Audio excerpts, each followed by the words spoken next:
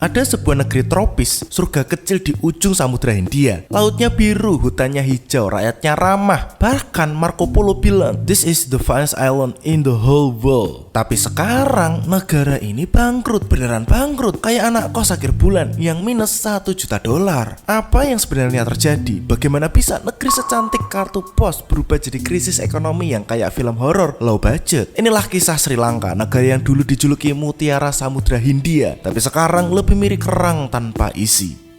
Tahun 1950-an, Sri Lanka itu seperti anak SMA ranking 1.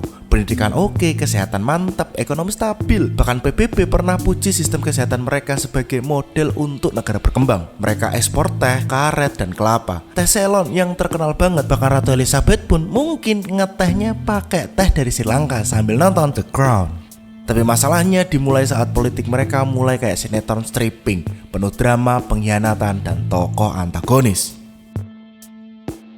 Awal kehancuran. Masuklah keluarga Rajapaksa. Kalau politik Sri Lanka ini adalah film, maka klan Rajapaksa adalah Thanosnya. Ya bayangin, Presiden Rajapaksa, Perdana Menteri Rajapaksa, Menteri Keuangan Rajapaksa juga. Bahkan yang ngeduh teh di istana, siapa tahu masih saudaraan sama Rajapaksa. Nepotismenya itu bukan level biasa lah, ini nepopokalisme. Dan di tangan mereka, Sri Lanka masuk ke jalan tol kehancuran tanpa rem.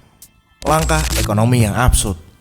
Lalu datanglah satu keputusan yang paling aneh sedunia, melarang impor pupuk kimia dan langsung beralih ke pertanian organik. Secara harfiah, mereka menyuruh seluruh petani untuk jadi petani organik dalam semalam. Ya, ibaratnya nyuruh seluruh warga pindah ke Mars tapi jalan kaki. Hasilnya, produksi pangan jeblok, petani bangkrut, harga naik, negara harus impor beras dari India. Sri Lanka yang dulunya ekspor makanan sekarang jadi pelanggan tetap supermarket negara tetangga. Suasana makin kacau. Tahun 2022 ekonomi Sri Lanka meledak, inflasi sampai 50%, BBM langka, listrik mati berjam-jam tiap hari. Orang tua meninggal karena rumah sakit gak punya listrik buat nyalain ventilator. Anak-anak berhenti sekolah karena gak ada transportasi. Akhirnya demo pecah, istana presiden diserbu, Rajapaksa kabur naik kapal ke Maldives. Tapi ini yang bikin ironis, rakyat aja gak dapat bensin, tapi presidennya bisa kabur ribuan kilometer. Mungkin dia pakai bensin gaib. Ya mungkin dia punya bensin gaib.